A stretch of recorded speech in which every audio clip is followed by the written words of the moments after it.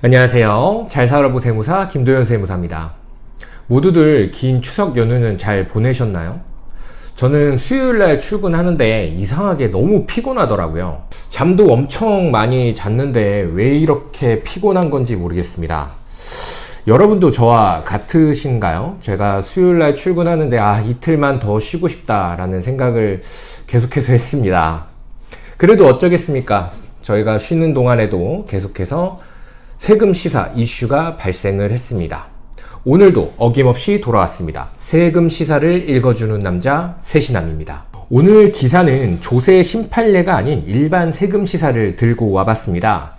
연합뉴스의 박재현 기자님께서 쓰신 기사인데요. 휴지 조각이 된 물납주식 148종목 세금 2,581억 원 못 걷어 라는 제목의 기사입니다. 여러분들은 물납이라는 걸 들어보셨나요?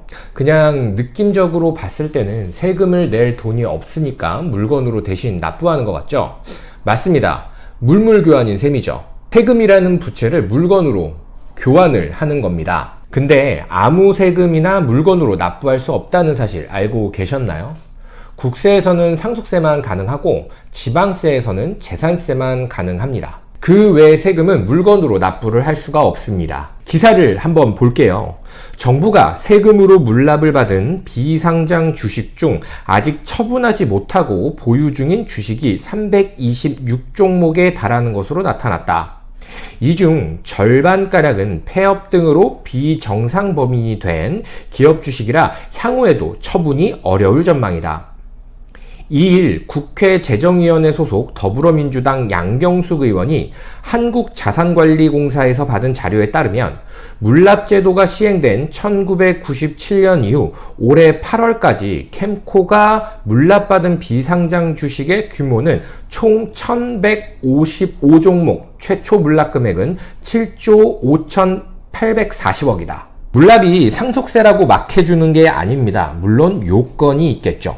요건이 충족이 돼야 물납을 신청할 수 있는 겁니다. 요건이 충족이 되어 물납을 신청을 하게 되면 국가가 요건을 파악하고 검토하여서 물납을 허용하게 됩니다.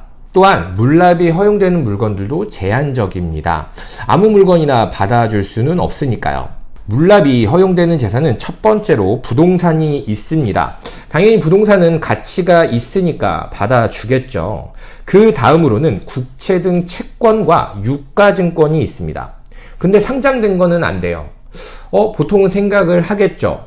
상장된 주식은 그래도 환가가 가능하니까 이거는 받아줘야 되는 거 아니야? 라는 생각을 할 수 있습니다. 하지만 국가 입장에서는 그렇게 잘 팔리면은 팔아갖고 현금으로 바꿔서 그 현금으로 세금을 내 라는 이런 생각인 거죠. 그렇기 때문에 상장 주식은 제외되는 겁니다.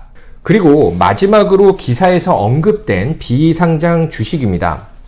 이게 그러니까 상장 주식처럼 어느 정도 그래도 좀 팔려야 그것으로 세금을 보존을 하는데 누가 이름도 없는 회사의 비상장 주식을 사겠습니까? 저라도 안 사겠죠. 가뜩이나 세수가 부족한 입장에서 이렇게 아무짝에 쓸모없는 비상장 주식을 갖고 있으니까 문제가 되는 겁니다. 세무사로서 제 생각을 말씀드리면 이러한 비상장 주식은 사실상 처분이 어렵습니다. 즉 세수를 보존을 못하겠죠. 그만큼 국가가 손실이라고 생각을 하시면 됩니다. 왜냐하면 비상장 주식은 그 가치를 평가하기가 상당히 어렵기 때문입니다. 비상장 주식을 어떻게 평가하느냐? 이것은 상증세법에 열거되어 있는 보충적 평가 방법을 이용하여 평가할 수가 있습니다. 재무제표나 여러 가지 상황들을 종합해서 평가를 해야 되기 때문에 상당히 오랜 시간이 걸립니다. 그러니까 국가 입장에서도 이 회사의 가치가 얼마인지 모르고 비상장 주식을 물납해서 받아주니까 받아줄 수밖에 없는 겁니다. 제가 생각하기에는 그 물납으로 낼 수 있는 재산 중에 비상장 주식을 제외하는 건 어떨까라는 생각을 해봅니다. 오늘 세시남 여기서 마치도록 하겠습니다. 세금 시사 이슈가 나타나면 언제든지 또 나타나도록 하겠습니다. 구독과 좋아요 부탁드릴게요. 감사합니다.